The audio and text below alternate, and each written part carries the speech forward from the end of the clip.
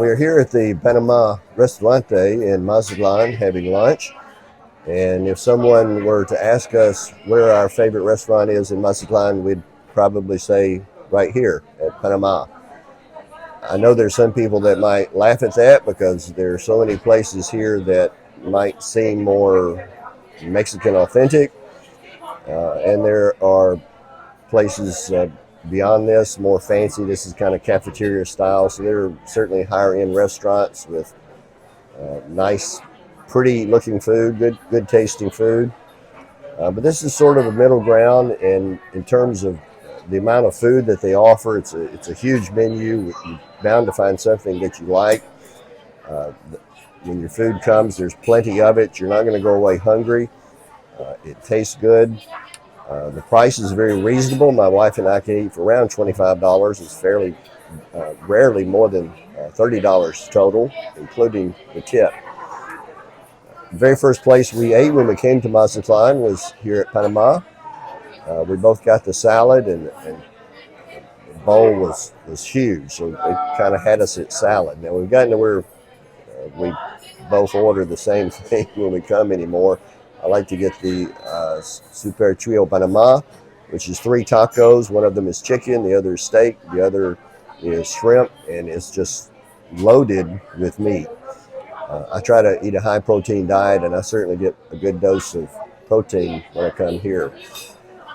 This restaurant, one of the things we like about it is that you can eat lunch at noon. There are a lot of restaurants, Mexican restaurants, they don't start serving lunch until around 2 in the afternoon. Mexicans are on a different eating schedule than we are. And sometimes it's hard for us to make that adjustment. So we're ready for lunch at noon. We know that we can come here and get a lunch entree. The place is just about always busy, especially at breakfast. They're big on breakfast here, but lunches and suppers hold their own as well. And sometimes we come in and we have to wait a few minutes to get a seat, as we did today. It was about a 5-minute wait, so not too long.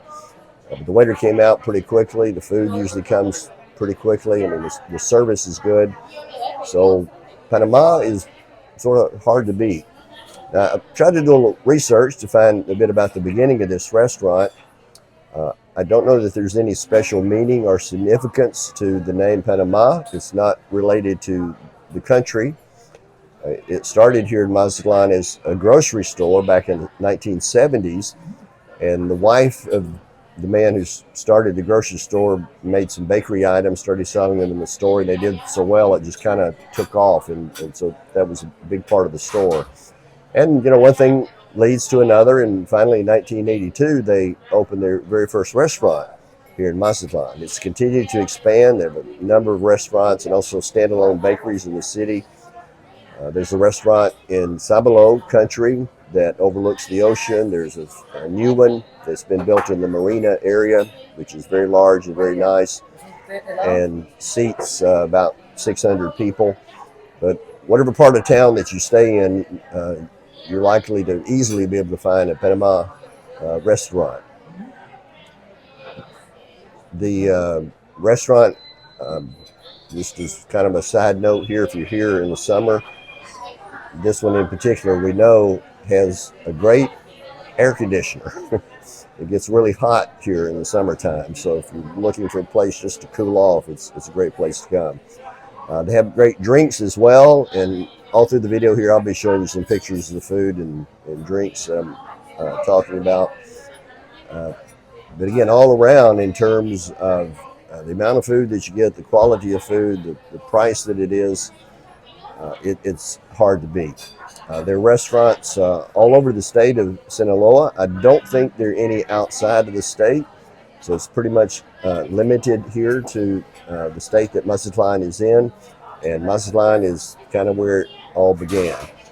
A lot of locals come here. I mean, I see more locals than anything else, and tourists come in as well. In fact, I think sometimes the Pomanilla drivers or tour guides sometimes will recommend Panamá as a restaurant for tourists to come to. Oh, they do have a menu in English if you need that. A lot of times they'll bring it to you without you asking. Sometimes the waiters will know a little English. A lot of times they don't. Like the waiter today did not, so we've had to work a little harder, and probably our Spanish for ordering food is as good as any other area because we've had some practice at that. And of course, you can always point on the menu as well, and that can help. And one nice thing that they do here, and other restaurants do this as well, is once the waiter has taken your order, they will go back over it. They'll look at you and they'll say, you know, what you've ordered, just to check to make sure you're getting the right thing. But we have had the experience in the past of ordering or thinking we ordered something and got something different. So that's why you want to be careful and do the pointing thing if you need to. All right, our food has arrived, and my wife's not going to let me talk much longer because I know she wants to eat. We'll give you a quick look here. And by the way, one last thing that I thought of, they do not serve alcohol here.